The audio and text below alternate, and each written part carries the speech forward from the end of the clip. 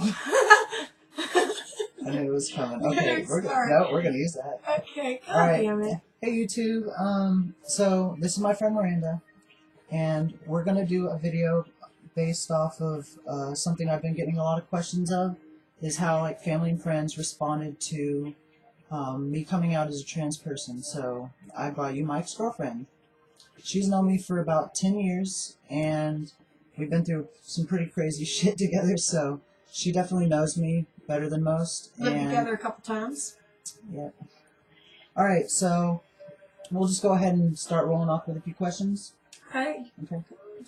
Alright, so what was the first thing that you thought of when I came out as a trans person? It was October. I thought it was a Halloween joke. I was like, no, Roy's just messing with everybody. And then another picture got posted, and I said, it's time to message Roy. And Roy was Lila. Okay. So yeah, basically that's when I came out, was about early to mid-October, and when I posted the video, or the pictures of me on Facebook, a lot of people I knew thought it was just a Halloween joke. I'm a very big Halloween person, so. And so it kind of went out of hand at first with that. People were saying, hey, not appropriate costume. Because, as I said before, I live in the Bible Belt South, Northeast Florida, Southeast Georgia area, so it's pretty close-minded here. Florida's a.k.a. Southern Georgia. At least Jacksonville. Okay. But, alright, so another question.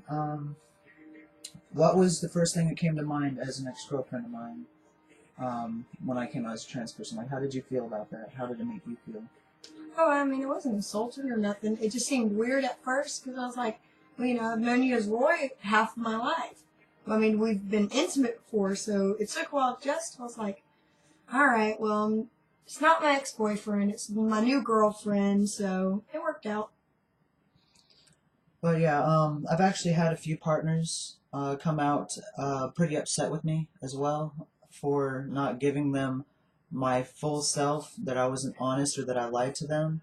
Don't let this phase any kind of decision that you might make, because this is just their closed-minded attempt to, you know, poke fun or really just find a reason to be upset with you for who you are as a person, instead of being honest with you. And I think that's like really important to think about.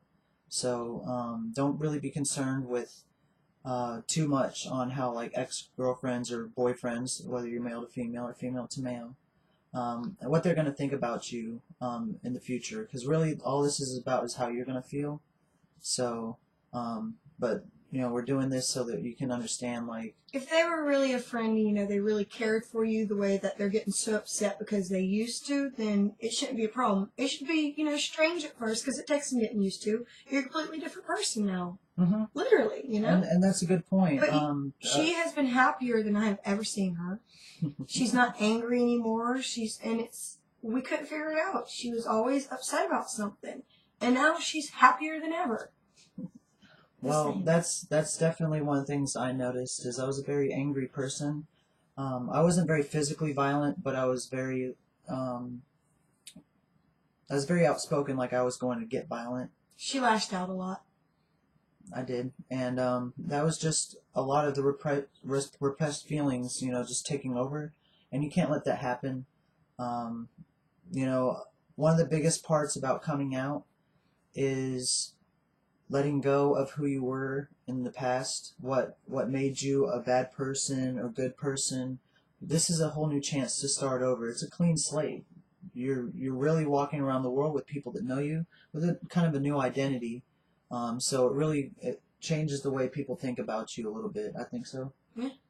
Don't be really heavily set-minded on that. So the other thing is the fear of coming out on how people will feel.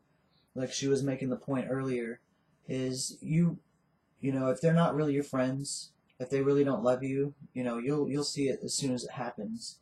I saw it almost immediately. Some of the best friends I had turned on me and said some pretty ugly things. But you realize that some friends you didn't think were really great friends become your best friends. And yeah, because when she officially came out on Facebook to everybody. She had a lot of hateful comments. She had a lot of good comments. And I messaged her and was like, well, you know, you still like women. What's the problem? Is this how you really want to be? Is this how you feel? Have you felt this way for a while? What's going on? And that's what you should do. If you're a caring and loving, supportive friend, you should say, why is it this way? Are you happy that way? Well, then I'm happy you're happy that way because you're still here. And that's the most important thing is the suicide risk amongst trans people is extremely high. We're borderline about 50% on some pretty reputable polls on the subject. And 1 out of every 2 people is going to kill themselves. And something has to be done to change that. And part of the reason why I'm doing these videos is to kind of pass a message along. The reason why I started them really before I came out was people can see the whole process. There's a lot of videos out there of trans girls that have been on hormones for 6 months before they start recording their videos, and then they just show a timeline of pictures, in the future. I wanted to kind of have that, but have face to face or video to video, little snippets of my life, so that you can kind of see what's really going on and what kind of troubles you'll deal with. One of the big things is when I lost a job, it's really hard to get employed, but I haven't really stopped trying to get a job. You're going to meet the people out there that are supportive of the community, and it's not going to bother them. It's just whether they have a position available or not, whether it's getting into an apartment or, other major important things in life. You really can't just let who you are as a person dwell on, what other people are going to think about you. The biggest thing is just go out there and do it. Because realistically, if you didn't come out, what would have happened? You would have had a family, had kids, and then 20 years from now, broken this woman's heart, or disappointed your children, or disappointed yourself for not living the way you should have been the whole time? And that's a good point, too, because I knew for a while before I came out. When did you know? When did you officially know that's what felt right for you? Actually, it was when I was younger. I lived in Texas, and I have a few brothers and sisters. It totals 8 now, but back then it was 5. 3 of them were sisters, and 1 was a brother. So we really had, it was also a great neighborhood, so we played with all the neighborhood kids, so we had a lot of friends. But when all the guys would go out and play football or get dirty, skateboarding and riding their bikes, I'd be I can't even speak right now. I would be in the house just playing Barbie dolls, house, family or whatever, little games with my sisters where we just dress up and everything, and they'd make me the wife, and I thought it was funny. Like, it never bothered me. But I never really let it register until I was a teenager. And I became really heavily gothic because I couldn't appreciate being honest with myself enough that I knew what I was feeling for like a 100% surety that I was a woman inside. I kind of let myself do that ping pong game back and forth of, I was born with a penis, I was raised as a man, and everyone told me I have to be a man. And these are the people that I trusted, the people that raised me. It was just these major influences in my life said, you have to be a boy, you have to be tough, you can't cry.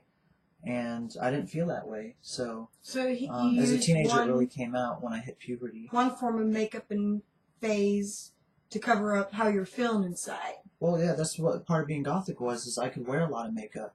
And I could sneak things in and people wouldn't really notice. The trouble really started when I would wear eyeliner and I couldn't get it off in time for going to school the next day. And instead of being made fun of, I just threw on all black clothes one day and I just kind of rode with it. But that was just another way of hiding myself. Eventually I joined the Army, and that was just my thought process is if you can fix this, go into the most masculine thing you can possibly think of. So I joined the military and became a helicopter mechanic. If that's not masculine right there, I don't know what is. I've been a plumber and a junkyard worker. You married a woman in Hawaii. You did, I was a husband.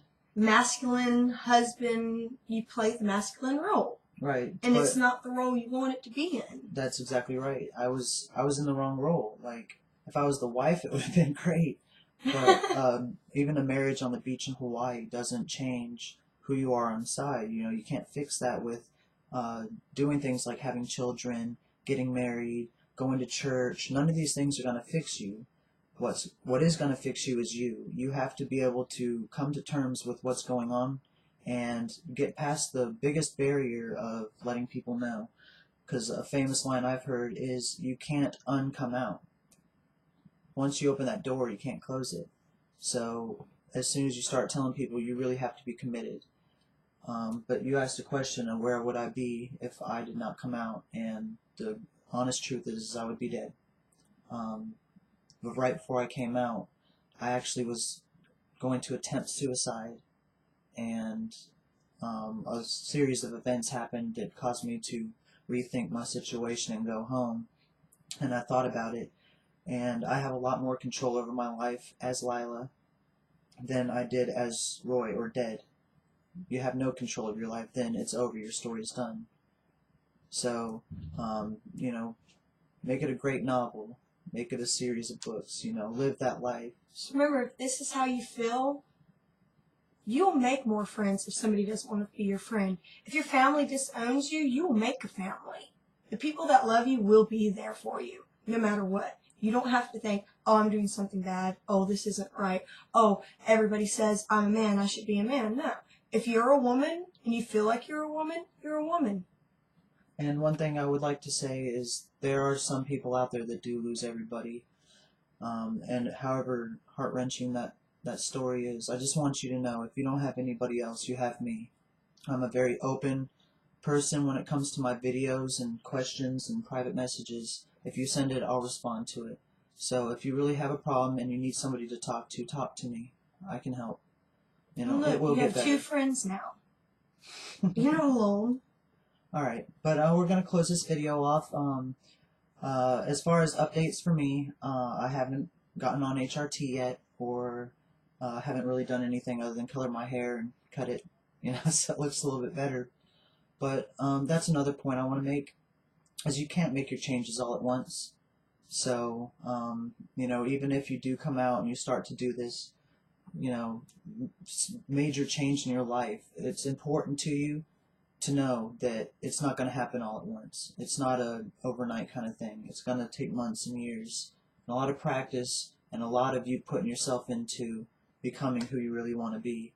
If you can't just lay it all out on the table, then really you're not really playing honestly. So Just remember, Rome wasn't built in a day. Anybody else that tells you otherwise, lying. we're from the South.